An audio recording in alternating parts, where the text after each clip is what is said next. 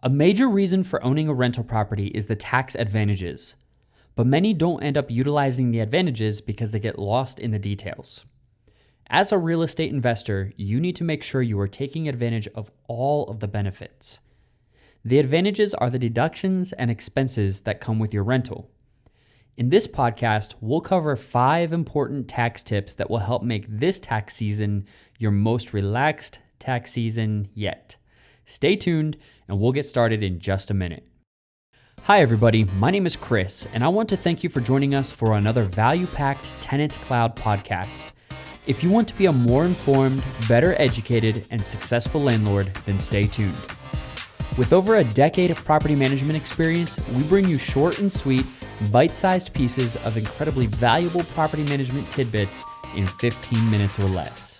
So jumping right into this tax season for 2020, the year has wrapped up for 2019 and the government wants to make sure that they have a piece of the pie.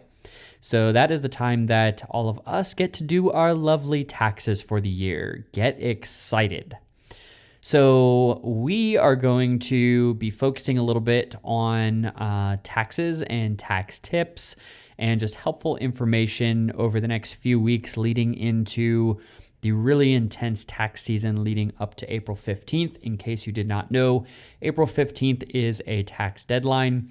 And while you can get extensions and whatnot, it's easier to just go ahead and wrap it up all now before it gets into crunch time. And especially since that is the time frame at which tax consultants and tax advisors start to get swamped and they get behind as well. So if you want to get a jump start on it, that's my number one tip is get started on it right now.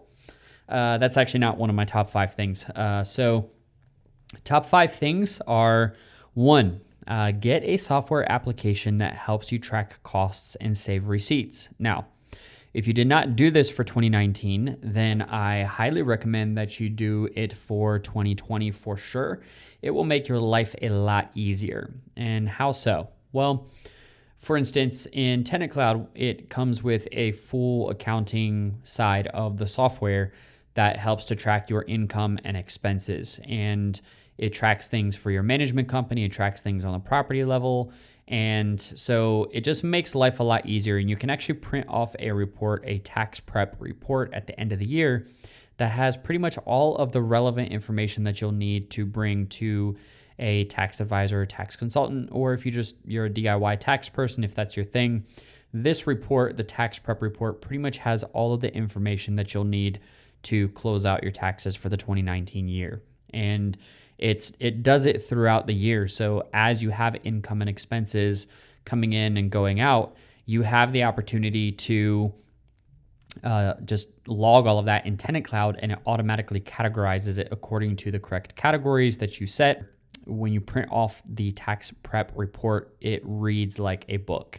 And so definitely recommend that you get a software application, whether that is TenantCloud or whether that is some other platform out there that does accounting tracking for you.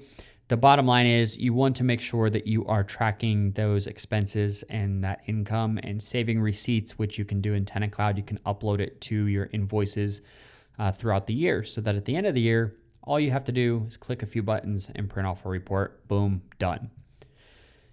The second thing to keep in mind is depreciation is your friend. Depreciation is not an annual cash flow expense, but a deduction from your gross rent income. This helps in increasing cash flow while lowering your tax burden. To calculate your depreciation, you can take the down payment on the house plus the loan outstanding minus small costs for closing, and then divide by 27.5, and that is the amount that you can typically expense each year. So you want to keep in mind that depreciation is not a bad thing. It is a good thing as long as you are utilizing it when you file your taxes at the end of each year. Number 3, interest expense is a good thing. If you have a loan on your rental, that's a good thing. Borrowing on your rental allows you to combine the depreciation expense with the interest paid on the loan to maximize your cash flow while lowering your tax burden. It does this by allowing you to use money that would have been spent buying the house.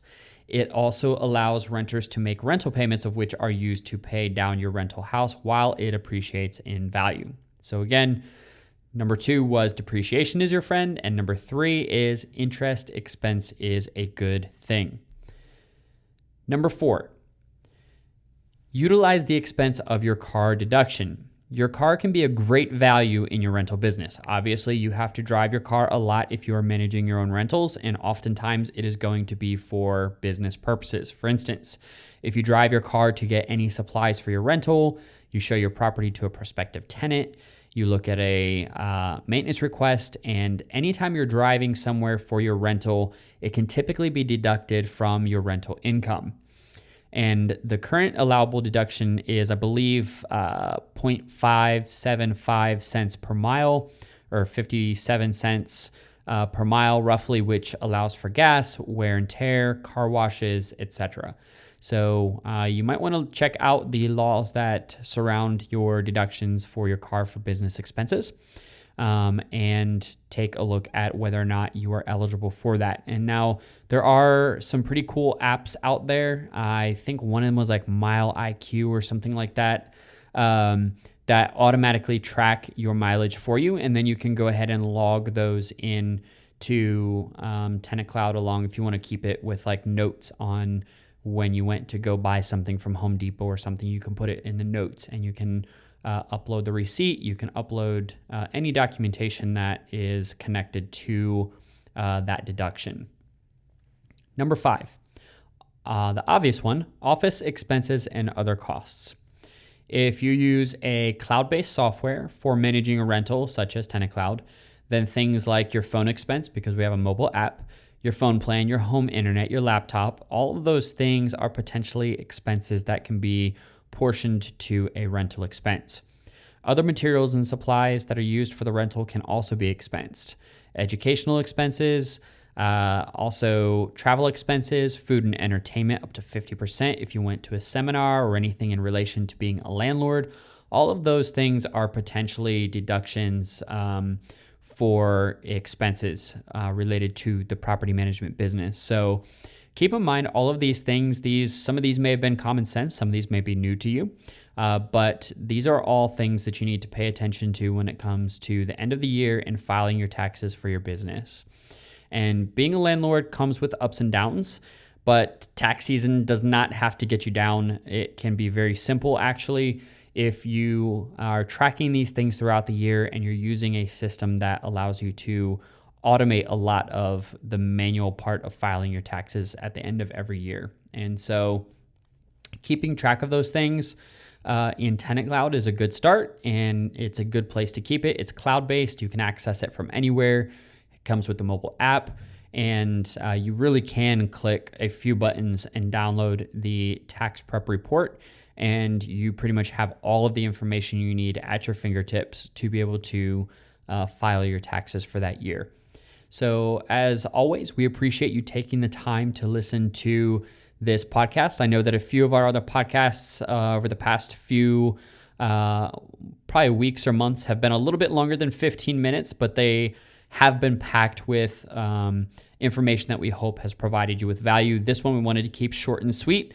Also, taxes can be a pretty boring topic, so we don't want to keep you on here too long, but we do appreciate you taking the time to listen. We hope that if you have found value, that you will feel free to share this podcast with somebody else who could benefit from hearing it.